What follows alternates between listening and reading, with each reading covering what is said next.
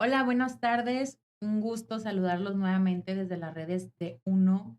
Un placer, como siempre, contar con la presencia del doctor Alcides, fundador de Uno, que es, ya nos va a explicar qué es Uno para la gente que apenas lo está siguiendo. Y bueno, antes de presentar el tema del día de hoy, nos gustaría darle la bienvenida y saludar al doctor Alcides Lozano. ¿Cómo ha estado? ¿Qué tal su fin? Hola, ¿qué tal, Carla? Muy bien, muchas gracias. Nuevamente aquí muy contento por platicar una vez más con ustedes sobre patologías neurológicas. Perfecto. Bueno, y el tema que vamos a hablar el día de hoy es polineuropatía, pero nos gustaría saber qué es una polineuropatía. Bueno, las polineuropatías consiste en enfermedades que afectan los nervios que salen de la médula espinal. Generalmente las manifestaciones de estas enfermedades se encuentran localizadas a nivel de las extremidades, ya sea en brazos o piernas. Pueden afectar solamente los brazos, solamente las piernas o las cuatro extremidades al mismo tiempo. ¿Ok? Ahora, Doc, bueno, tengo entendido hasta el poco conocimiento que tengo estando aquí con especialistas en las consultas virtuales y en CAP Medical que hay diferentes tipos de polineuropatías. De hecho, que hay muchísimas y que es hasta difícil diagnosticar a un paciente. ¿Nos puede contar acerca de eso? Sí, efectivamente las polineuropatías son varias y esto depende de muchos factores.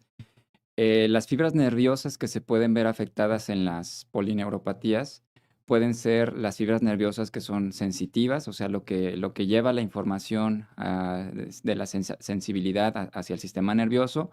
Las fibras motoras, que son las que se van a encargar del movimiento y darle la fuerza hacia a los músculos. Y las fibras autonómicas, que son las que se van a encargar de la temperatura, la dilatación de los vasos principalmente, ¿no?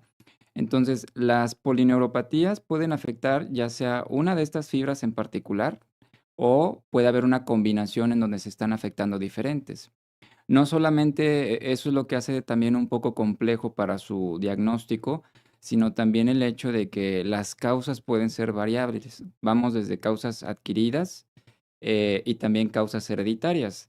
Y también la manera de su presentación. Hay algunas que se presentan de manera aguda en un lapso de días, semanas, y otras que se presentan crónicas que pueden ir desde meses o hasta algunos años. Y pues en cuanto a las causas, pues esas también son bastante extensas.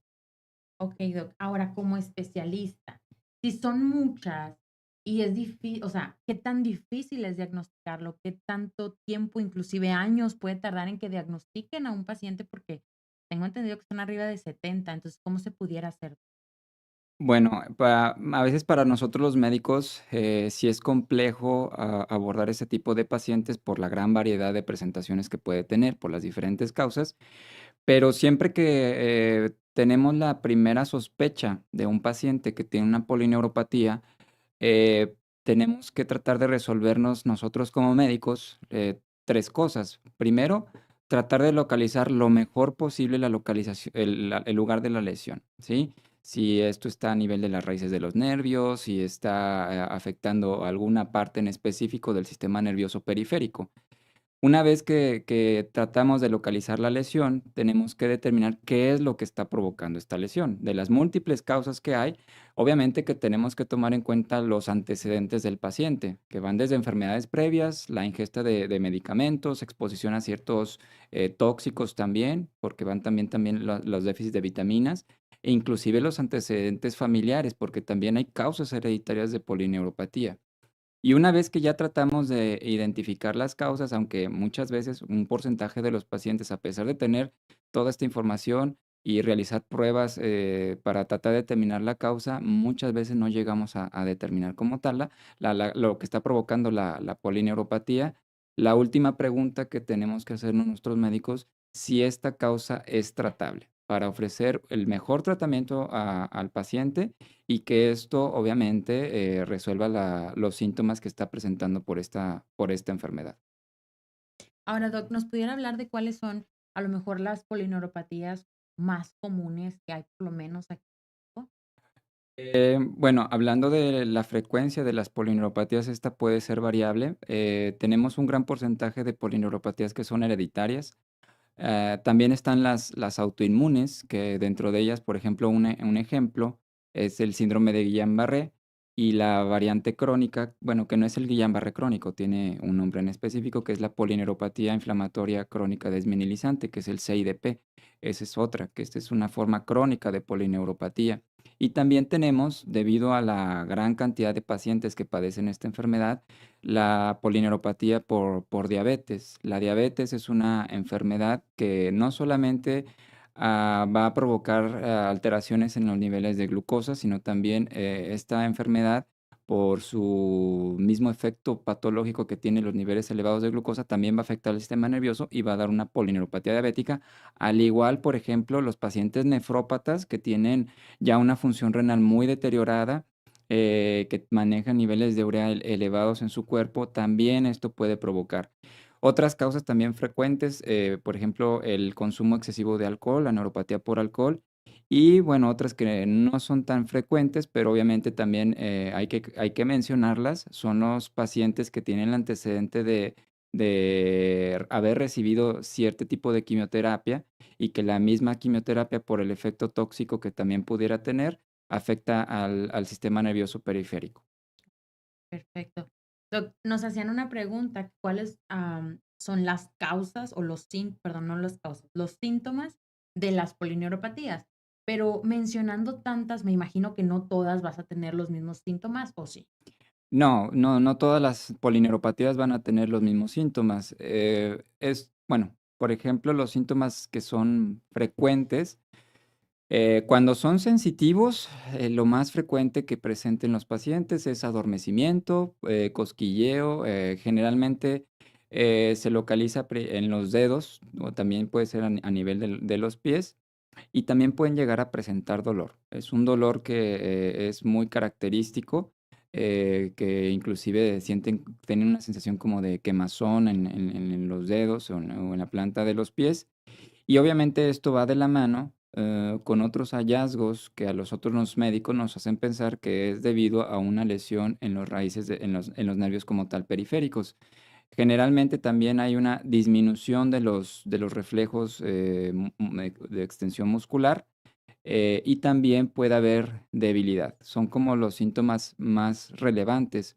Ahora, esto va a depender mucho de qué es lo que está provocando la polineuropatía. Hay causas que son un poquito más agudas y hay otras que son más crónicas. Y otro dato también muy importante es buscar el antecedente familiar, dado que un gran porcentaje, nada despreciable, estamos hablando de un 30% aproximadamente, puede tener una causa hereditaria y muchas veces las personas no lo ven así porque pueden tener síntomas leves y estos van progresando poco a poco con el paso de los años. Ok. Yo tengo una amiga que por 3 años no encontraban qué era. Y cuando ella fue al especialista, la diagnosticó con un tipo de polineuropatía y ella estaba feliz y yo decía, ¿cómo te puede alegrar el diagnóstico? Yo estuviera llorando porque es que al fin puedo tratarlo. O sea, antes no sabía qué era y no sabía cómo lo podía tratar y ahora lo puedo tratar. Pero entendiendo que hay diferentes tipos de polineuropatías con las que yo he estado un poquito más cercanas, con el CIDP o con el Guillain-Barré, y entiendo que hay algunas que requieren una emergencia de correr al hospital y hay algunas que puede el paciente lidiar con esto. O sea, por ejemplo, mi amiga no se podía levantar de la cama o batallaba y entonces todo es, no, es que es flojita, por eso no. Entonces, hay algunas que sí vas a tener que llegar corriendo a urgencias, doctor. Sí, efectivamente, un ejemplo es, por ejemplo, el síndrome de Guillain-Barré, que cuando es una forma de la enfermedad severa que está afectando ya músculos de la respiración, músculos del cuello, es una urgencia neurológica y se debe de tratar lo más pronto posible. Hay otras formas de polineuropatía que por su la misma causa que la provoca, su efecto de evolución es un poco más lento, más crónico, y la persona pues ya lleva años presentando los síntomas de la enfermedad y a lo mejor ahí el tratamiento pues no pudiera requerir tan urgente. Pero indudablemente lo que debemos de tratar de hacer ante cualquier paciente con datos de polineuropatía, tratar de identificar la causa que está provocando la polineuropatía. Entonces, siempre nos vamos de lo más frecuente a lo más raro, pero sí requiere un abordaje extenso. Ahora, muchas veces no va a ser suficiente el abordaje nada más con los síntomas. O sea, si tenemos un paciente que tiene síntomas subjetivos o muy probables de polineuropatía, necesitamos pruebas diagnósticas para determinar como tal la extensión y localización del daño e inclusive también pruebas, análisis de sangre para determinar si no hay algún factor reversible, porque bueno, otras causas, por ejemplo, por mencionar, el déficit de ciertas vitaminas que también pueden provocar una polineuropatía y al determinar que es por el déficit de cierta vitamina, dando el tratamiento apropiado, pues se revierten los síntomas de esta polineuropatía. Entonces, siempre es importante un abordaje completo, lo más completo posible, y dependiendo de los resultados que nos arrojen los estudios, pues determinar qué es la causa que está provocando en el paciente de esa polineuropatía. Y hay otra pregunta muy importante que nos hacen, Doc, que dice que si estas o la mayoría de estas tienen cura, que yo creo que pues es la pregunta de cualquier persona cuando se nos diagnostica con una enfermedad. Hay algunas que tienen cura, efectivamente, que son tratables más que nada. Posiblemente no cura, sino yo creo que la palabra correcta sería que son tratables, ¿de acuerdo? Ok. Pero va a depender obviamente de la causa. Y hay otras polineuropatías que no tienen cura. Por ejemplo, las hereditarias, pues no tienen cura, no se va a dar un tratamiento para modificar lo que ya tenemos marcado en nuestros genes. Y hay otras que son difíciles de tratar por los síntomas que éstas provocan. Por ejemplo, la polineuropatía diabética, que es debido al daño que provoca los niveles elevados de azúcar en el paciente, que va destruyendo también y va dañando a los nervios. Una de las manifestaciones que tienen muy frecuentemente los pacientes es el dolor.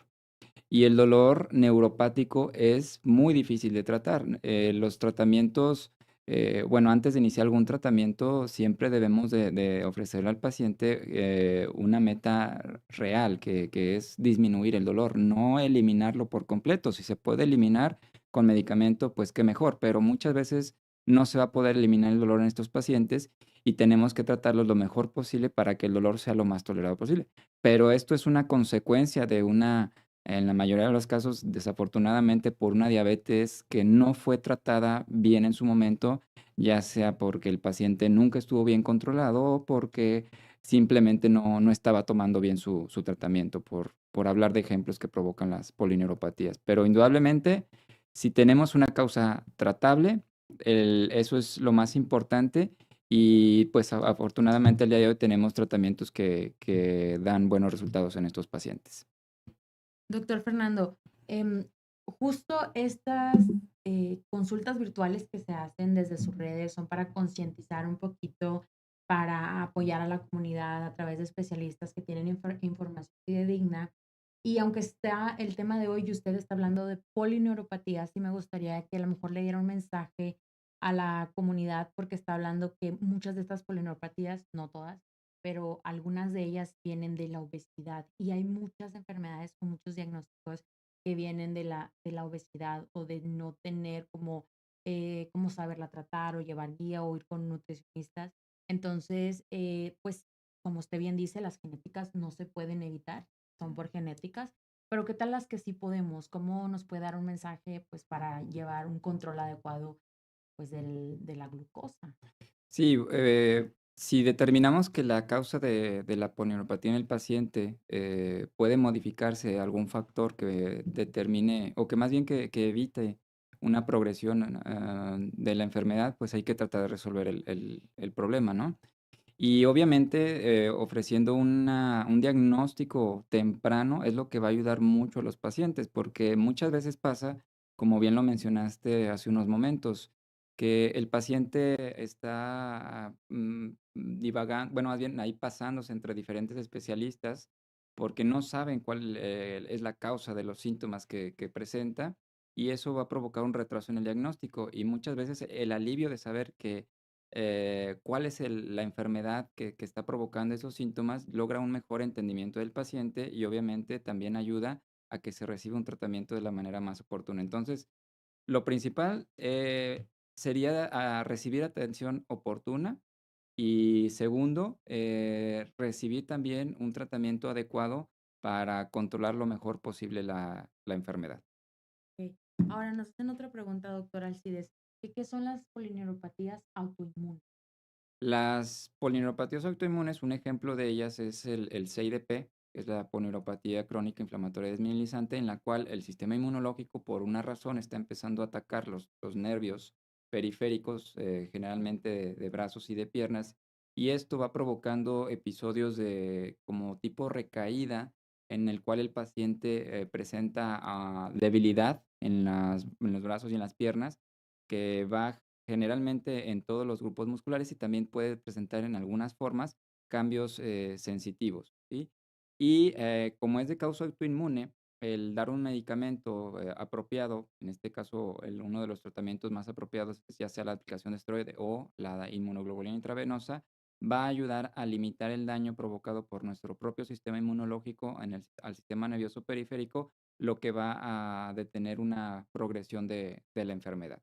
Entonces, las causas autoinmunes también son bastante frecuentes si las comparamos con el resto de las polineuropatías, y el dar un tratamiento apropiado va a ayudar a que el paciente esté lo más controlado posible, porque entre más tiempo pase sin recibir el tratamiento, esto también de manera secundaria va a provocar cambios que de manera crónica van a ser irreversibles. Por ejemplo, una polineuropatía entre más tiempo tenga de evolución, provoca un adelgazamiento del músculo, y este adelgazamiento a veces también provoca pérdida también de las fibras musculares.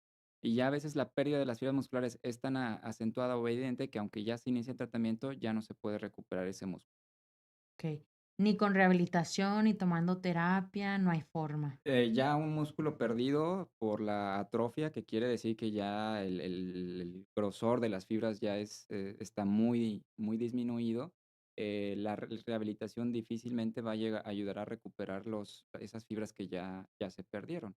Ayuda a mantener las que todavía están funcionales, pero recuperar las que ya se perdieron ya es, muy complicado. Ahora, doctor, en base a la información que nos acaba de dar, ¿qué tan común es en hombres y en mujeres en México, o a qué población afecta más, o ataca más, o es en general?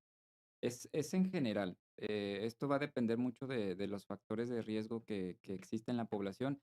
Lamentablemente en México, las cifras con respecto a estas patologías es muy pobre, pero generalmente tenemos el apoyo de otros países que tienen, la misma, raza. Por ejemplo, nos basamos mucho en estudios de Estados Unidos, que utiliza mucho la población latinoamericana que hay por allá. Pero aquí en México es complicado hablar, en cifras, precisas, tanto por el hecho de que no lo publicamos, y también por el problema para diagnosticar a veces este tipo de enfermedades. ¿Es alguno de los problemas con los que se enfrenta el médico para diagnosticar este tipo de enfermedad? ¿Cuáles serían algunos? Bueno, uno sería el tener las pruebas, diagnósticas apropiadas para llegar a un diagnóstico certero. Una de las pruebas diagnósticas que nosotros requerimos indudablemente en este tipo de pacientes es el estudio de neuroconducción y electromiografía, en donde ya de manera objetiva vamos a determinar cuál es el daño que existe en las fibras, y son principalmente en las fibras sensitivas, en las fibras motoras o en las fibras autonómicas o una combinación de ambas, y determinar si el daño principalmente está en el axón del nervio, o en la cubierta de mielina que se presenta en los nervios. Y ya determinando esto en un estudio de neuroconducción y electromiografía, ya podemos, orientar un poquito más el camino para determinar, si este origen es debido a alguna causa metabólica, algún déficit de vitamina, alguna causa autoinmune también, o también buscando en otros familiares, datos sugestivos de una polineuropatía también que sea de carácter hereditario. Okey. Ahora, doctor Alcides, hablando de medicamentos y tratamientos, ¿qué tan preparados estamos en México? Luego ya ve que hay medicamento que tiene que regular la COFEPRIS, etcétera, que ¿sí hay tratamiento para la mayoría de estas polineuropatías o todavía no? No, sí tenemos, tratamientos apropiados. Obviamente, uno de ellos, hablando de las, polineuropatías autoinmunes, la inmunoglobulina, la tenemos aquí en México. Otros tratamientos, a veces, también puede ser el esteroide. Y el tratamiento, pues, obviamente, va a ir enfocado a la causa que provocó el daño en los nervios. Si es por un déficit de vitamina, pues, también el reemplazo vitamínico va a ayudar. Esto no quiere decir que a todos los pacientes se les tiene que dar, vitamina, porque no todas son las que van a provocar una polineuropatía, y obviamente también tomando en cuenta otros antecedentes que, pues, el antecedente si es una persona con diabetes, una persona nefrópata o el paciente que también tiene el antecedente de haber recibido ciertos medicamentos, que unos más frecuentes que pueden provocar polineuropatía son las quimioterapias, pero también hay otros medicamentos que pueden provocar y están también las causas infecciosas, que si lo asociamos esta polineuropatía a un agente infeccioso, tratando la infección, pudiera revertir como tal el cuadro de polineuropatía en el paciente. Pero aquí en México tenemos, creo que los tratamientos apropiados para tratar este tipo de enfermedades. Qué alivio escuchar eso. Y doc, ya casi para finalizar, pues hay enfermedades y diagnósticos que no se pueden evitar, como lo mencionaba hace un momento, pero ¿cuáles serían algunos tipos o si hay algunos tipos de polineuropatía que podamos tener prevención o que haya algún estudio, no sé, anual, semestral, que digas, para evitar contraerlo o en definitiva ninguna y ya lo vas a padecer? Bueno, esto va a depender mucho de los factores de riesgo del paciente. Si hablamos de una persona con diabetes, que pues menciono mucho la diabetes porque en México una gran cantidad de personas padecen esta enfermedad. Si es una persona que padece diabetes y es una persona que tiene buen apego a su tratamiento, tiene un buen control de su enfermedad, la probabilidad de que tenga polineuropatía va a ser baja, no imposible, pero baja. A diferencia del paciente que nunca se trató porque no quiso, nunca tuvo un buen control de su enfermedad, es un paciente que tarde o temprano va a presentar una polineuropatía diabética y una vez que la presenta ya no es reversible. A diferencia, por ejemplo, de una, polineuropatía por algún déficit de vitamina, por ejemplo, la vitamina B12, que obviamente para esto se requiere un abordaje apropiado, y una vez determinando el déficit de esta vitamina, dando el aporte apropiado, la persona también puede tener regresión de los síntomas debido a este déficit de vitaminas. Entonces, si tratamos de identificar los factores de riesgo, estamos hablando de enfermedades crónicas, por ejemplo, diabetes, pacientes nefrópatas, pacientes que tienen antecedente de alcoholismo también van a predisponer a que tengan una polineuropatía. Estamos hablando de las causas adquiridas. Y pues ya de las causas hereditarias, pues sí sería un poquito complicado, pero teniendo un diagnóstico oportuno, esto también puede ayudar bastante al paciente.